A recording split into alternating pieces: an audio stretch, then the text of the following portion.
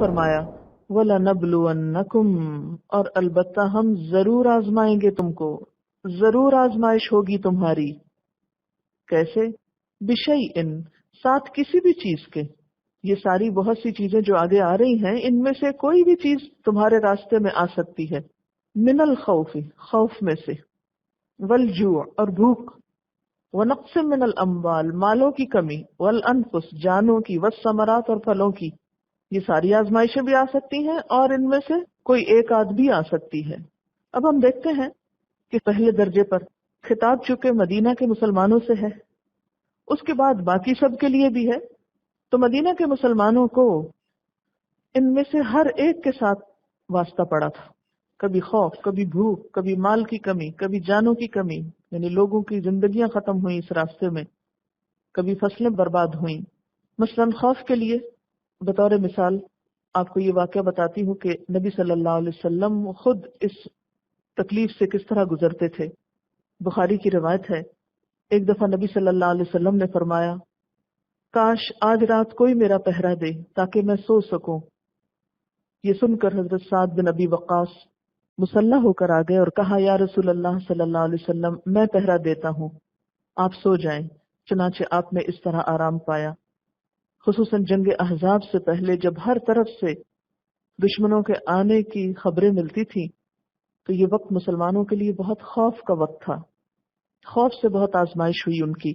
ہر وقت مدینہ کی ریاست خوف کا شکار رہتی اور اتنا زیادہ خوف ہوتا تھا کہ مسلمان سو نہیں سکتے تھے کہ معلوم نہیں کس وقت کون دشمن کہاں سے آ کے حملہ آور ہو جائے.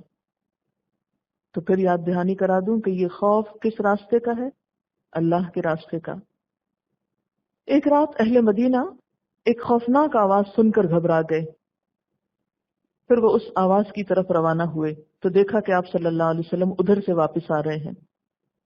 آپ ان سے پہلے ہی اس آواز کی جانب روانہ ہو گئے تھے اور خبر معلوم کر کے آ رہے تھے. آپ نے لوگوں سے کہا، ڈرو نہیں، ڈرو نہیں. تو اس سے اندازہ ہو سکتا ہے کہ ہر وقت کوئی نہ کوئی ایسی خوف دلانے والی چیز آس پاس ماحول میں موجود ہوتی تھی. پھر اس کے بعد والجوع، اور بھوک سے آزمائش ہوگی، اور یہ بھوک بھی فی سبیل اللہ.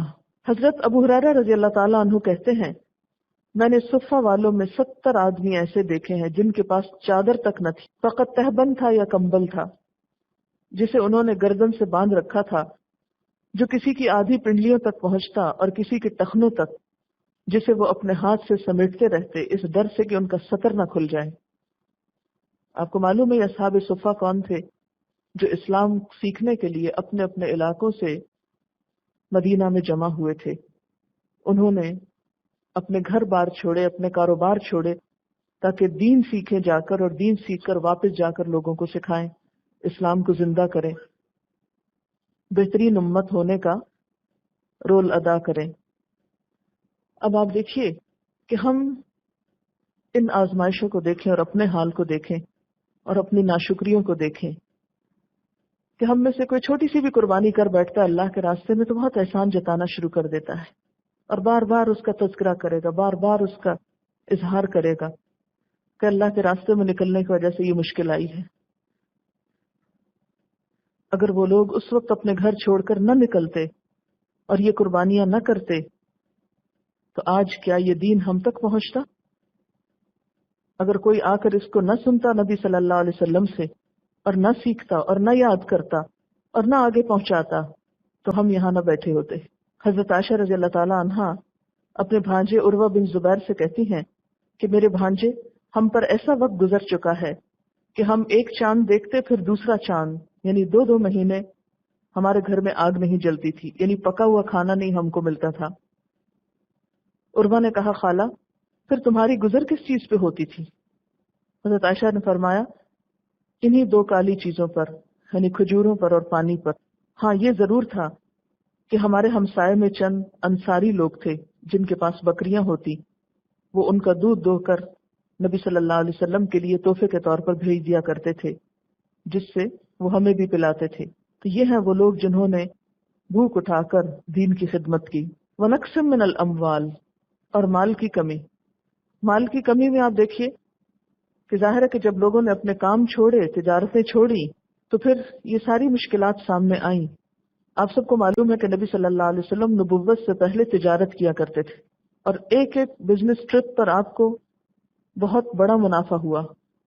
آپ کی بیوی حضرت خدیجہ رضی اللہ تعالی عنہا مکہ کی مالدار ترین خاتون تھی۔ جب ان کا مال تجارت کے لیے جاتا تو پورے اہل مکہ کا سامان ایک طرف ہوتا اور حضرت خدیجہ کا سامان اس سے زیادہ دوسری طرف ہوتا۔ یعنی آپ صلی اللہ علیہ وسلم کا گھرانہ وہ گھرانہ تھا جس میں اتنا مال تھا نبوت سے پہلے، لیکن نبوت کے بعد آپ کا سارا دھیان، آپ کی ساری کوششیں دین کی طرف لگ گئیں، اور تجارت کے لیے وقت نہیں بچا، اور جو کچھ آپ کے پاس تھا وہ دین کی تبلیغ میں لگ گیا، حتیٰ کہ یہ نوبت آ گئی کہ گھر میں کھانے تک کو کچھ نہ ہوتا تھا۔ حضرت ابو ہریرہ فرماتے ہیں کہ آپ صلی اللہ علیہ وسلم کی آل پر آپ کی وفات تک ایسا زمانہ نہیں گزرا کہ انہوں نے مسلسل 3 دن تک پیٹ بھر کے کھانا کھایا۔ آج ہم اپنے آپ کو دیکھیں۔ نقص من الاموال کی ایک اور مثال، حضرت ابو موسیٰ اشعری فرماتے ہیں کہ ہم 6 آدمی آپ صلی اللہ علیہ وسلم کے ساتھ ایک لڑائی کو نکلے۔ سواری کے لیے ہم سب کے پاس ایک ہی اونٹ تھا، باری باری اس پہ سوار ہوتے، چلتے چلتے ہمارے پاؤں پھٹ گئے، اور میرے تو پاؤں پھٹ کر ناخن بھی گر پڑے۔ اس حال میں ہم پاؤں پہ چیتھڑے لپیٹ لیتے، اسی لیے اس لڑائی کا نام غزوہ ذات الرقاع قرار پایا، چیتھڑوں والی جنگ، یعنی جس میں لوگوں نے اپنے پاؤں پہ چیتھڑے لپیٹے تھے۔ اتنا چلنا پڑا کہ جوتے ٹوٹ گئے، پاؤں زخمی ہو گئے، اور پھر بھی چلتے رہے۔ ہم جیسے ہوتے تو بیٹھ رہتے کہ اتنی تکلیفیں ہم نہیں اٹھا سکتے، یہ تو ہم سوچ بھی نہیں سکتے۔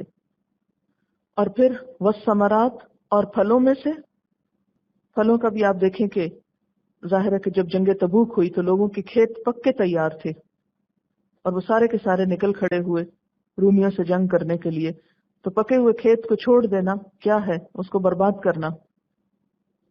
عین اس وقت جب کہ کٹائی ہو رہی ہو فصل کی اور مال آنے والا ہو، اس وقت انسان نکل کھڑا ہو کسی اور کام کو، آپ سوچیں کہ پھر دنیا کے تقاضے کیسے پورے ہوں گے۔ تو بس ثمرات اور پھل۔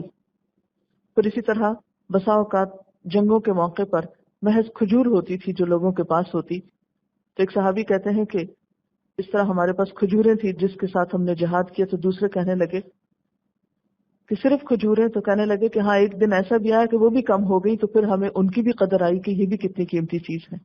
تو بہرحال اب اللہ تعالیٰ ہر ایک کے اوپر آزمائش اتنی ڈالتے ہیں جتنی وہ اٹھا سکتا ہو، کیونکہ ان لوگوں کے درجے بڑے تھے، اس لیے سب سے زیادہ ان پر آزمائشیں آئیں۔ کہتے ہیں نا کہ جو اللہ کے جتنا قریب ہوتا ہے اتنا زیادہ آزمایا جاتا ہے۔ تو ان پہ اور ان کے صحابہ پہ، جن کے لیے رضی اللہ عنہم ورضوا عنہ کا قرآن میں ذکر آیا،